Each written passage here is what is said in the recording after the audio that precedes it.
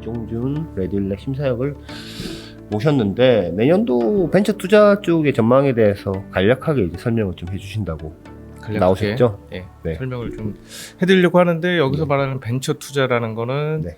우리가 이제 투자할 때 보통은 주식 시장의 투자를 얘기하는데 벤처 투자는 주식 시장, 그러니까 공개된 시장에서의 투자가 아니라 비상장 주식, 그러니까 상장 주식이 아닌 말 그대로 스타트업에 투자한다. 스타트업 혹은 뭐 비상장 상장하기 전까지의 기업까지를 이제 벤처 투자라고 보통 하죠. 그러니까 지금 이제 연말이니까 내년에 뭐 이렇게 좀 전망 같은 걸 좀 해보는 건데 어찌 됐든 내년 같은 경우에 이제 뭐 간단하게 말하면 이 벤처 투자 업계에 끼어 있던 거품이 좀 꺼진다. 예, 그렇게 일단은 간단하게 말씀을 좀 드릴 수 있을 것 같습니다. 결론부터 말씀드린 겁니다. 네. 근데 이제 저희가 세세하게 좀 키워드를 말씀드려보면 모태펀드가 내년에 굉장히 많이 감소한다. 예. 얼마나 감소합니까? 올해에 비해서는 한 40% 감소를 합니다. 이제 모태 펀드라고 하면 잘 혹시나 모르시는 분들 되게 계시는데 어려워요, 사실 모태펀드 이렇게 예. 하면 무슨 말인지 못 알아듣거든요. 이제 모태가 그러니까 이제 우리가 보통 모가 이제 어머니 네. 모니까 그 펀드들의 어머니다. 음. 이 영어로 하면 오히려 더 쉽습니다. 펀드 오브 펀즈라 그래서 펀드들의 펀드. 펀드를 만들 때 거기 펀딩해주는 돈, 네. 정부가 내는 돈. 왜 이제 거품이라는 게 왜 생겼냐 하면은 정부에서 이쪽 분야에 돈을 많이 풀었습니다. 어떻게 풀었냐면 법인입니다. 한국 벤처 투자라고. 네. 여기 이제 자본금이 한 500억 원 있고 여기 이제 중기부 산하에 중소벤처기업진흥공단이 100% 지분을 가지고 있습니다. 여기야말로 기관이죠, 그러니까 말 그대로 기관. 예. 네. 그래서 여기가 이제 모태 펀드를 관리하는 곳이고 네. 그러면 이제 모태 펀드는 어떻게 하냐면 네. 정부의 기관들 뭐 중앙 부처 뭐 등등등등 해서 각계 부처에서 정부 기관들이 출자를 합니다. 자기네들이 이제 가진 예산으로. 네. 근데 당연히 이제 한국 벤처 투자가 중기부 소속이기 때문에 네. 중기부의 그 예산안이 네. 을 제가 이제 말씀을 드리는 겁니다. 네. 다른 곳들도 뭐 이렇게 모태펀드에 출자를 뭐 예를 들어서 환경부 혹은 과기부죠. 과학기술정보통신부. 예, 거기서도 이제 모태펀드에 돈을 출자를 합니다. 모태펀드에 좀 써달라고 이 한국벤처 투자에. 그런데 이제 제가 말씀드리는 이제 중기부의 예산이 어쨌든 통과가 됐으니까요. 네. 네, 그게 올해 대비 내년에? 40% 감소를 했기 때문에 그만큼 예. 투자가 예. 벤처 투자가 위축될 수밖에 없다라는 예. 거잖아요. 예. 그러니까 이제 모태펀드 네. 펀드들의 펀드가 네. 이제 이렇게 뭐 정부에서 돈을 이렇게 딱 대면 네. 그거를 대부분 보통 한 1대1 매칭으로 비율로 매칭을 합니다. 그러니까 펀드의 절반이 그냥 나랏돈인 거죠. 그렇죠. 뭐 세금이라고도 표현을 할 수 세금이에요. 있는. 네.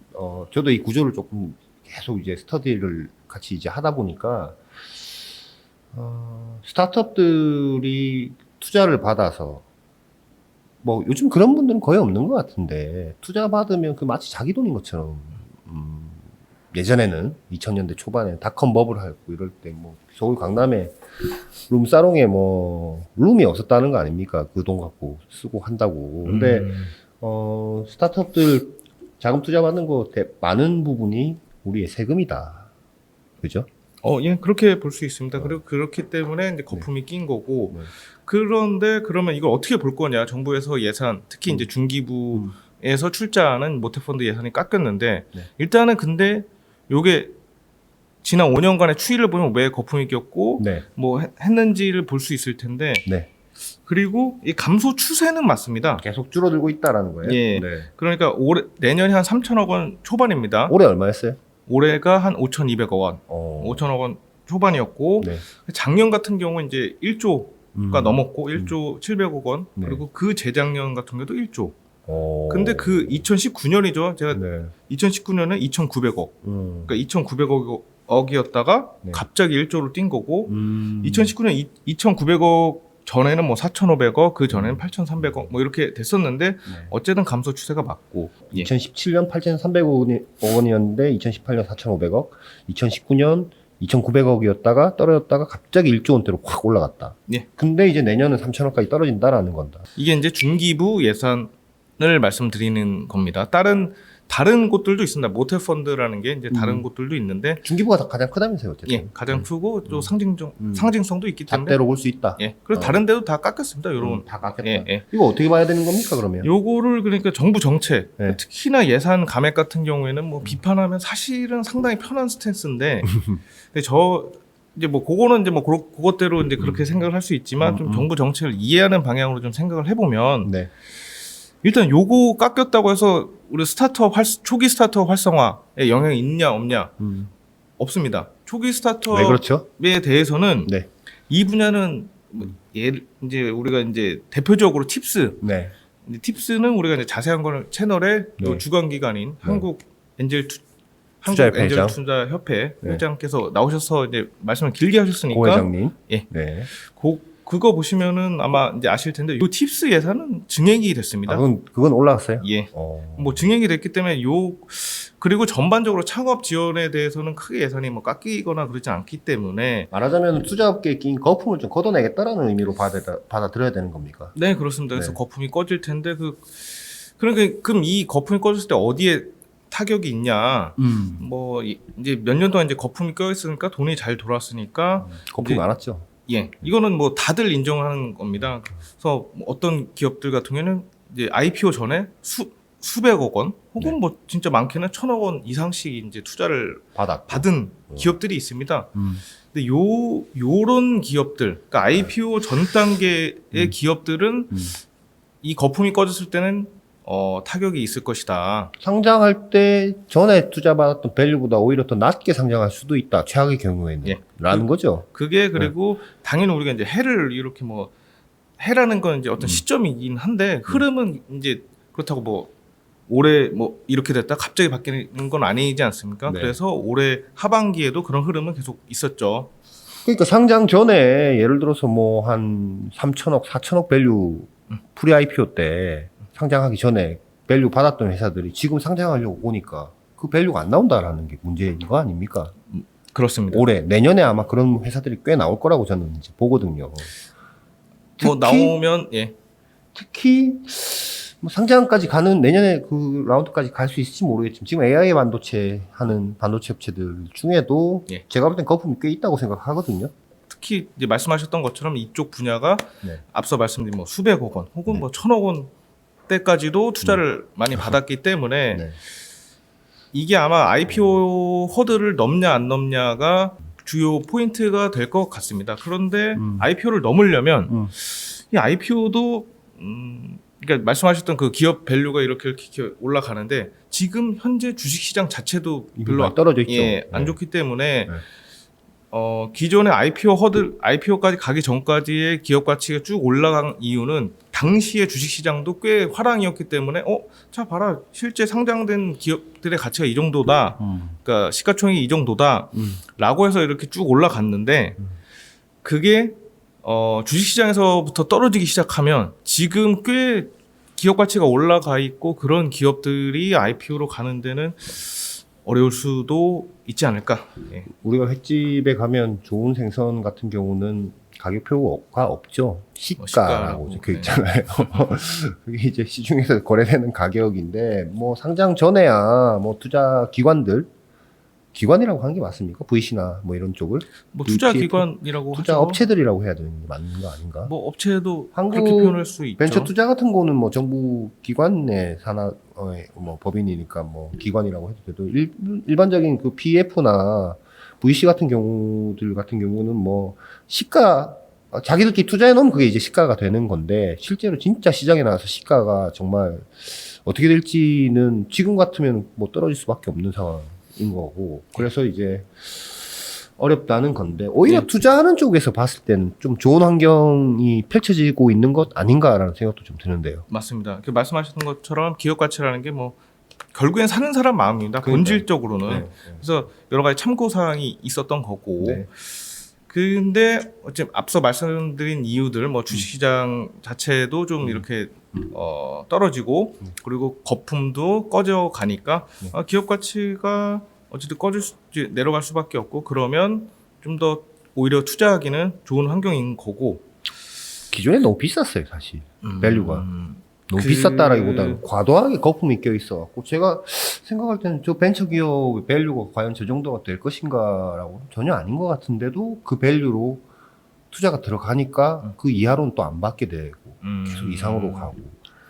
그러니까 이 거품이라는 게 사실 투자업에만 끼는 것도 아니고 거품이라는 건 우리가 이제 사실 화폐 혹은 뭐 금융 이런 시스템에 사는다면은 늘 거품이라는 게 꼈다가 빠졌다 꼈다가 빠졌다 이거는 뭐 전반적인 사회 전반적인 현상이라 이거를 뭐 좋다 거품이 있어도 좋다 거품이 뭐 그건 아닌 것 같고 어쨌든 지금 거품이 빠지는 시기다라는 건 확실한 거다.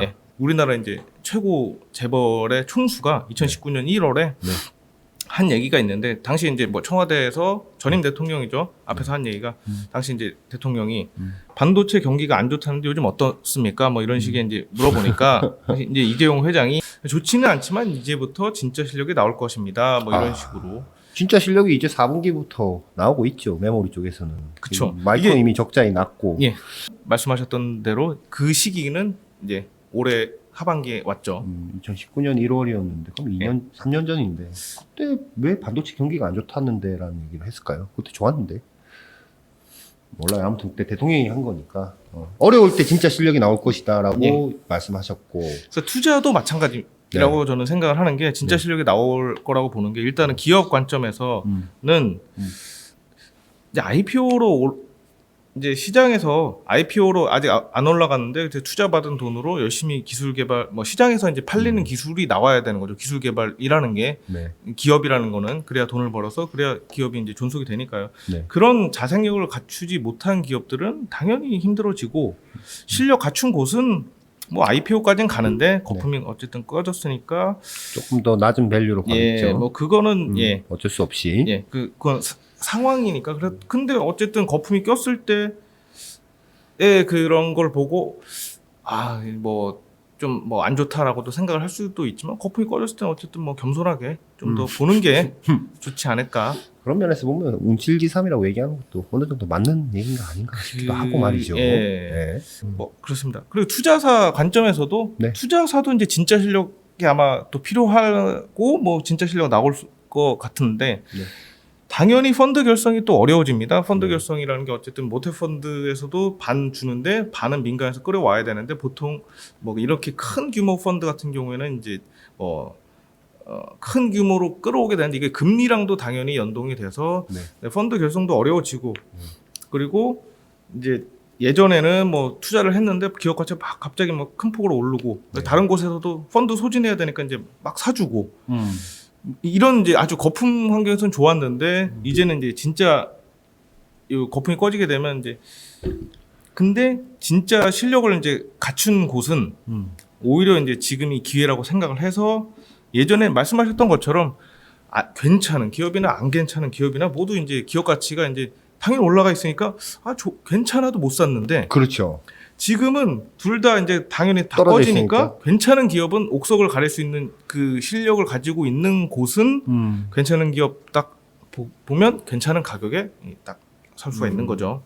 일반 그 거래되고 있는 주식시장에서야 당연한 얘기처럼 들릴 수 있겠지만 뭐 벤처 투자 쪽도 비상장사들 그런 쪽은 오히려 기회가 될 수 있다라는 얘기를 해 주신 거고요. 제가 거품 얘기를 좀 계속 했는데 정부에서는 거품이 있다고 판단을 아마도 한 게 아닐까. 그래서 그 거품은 지금 시점은 좀 서서히 꺼지는 게 낫지 않나라고 생각을 해서 저는 이쪽 예산이 좀 줄어든 게 아닌가 싶고 아예 그린데 아주 초기 기업들에 대한 예산 늘었다라는 거잖아요. 그렇죠.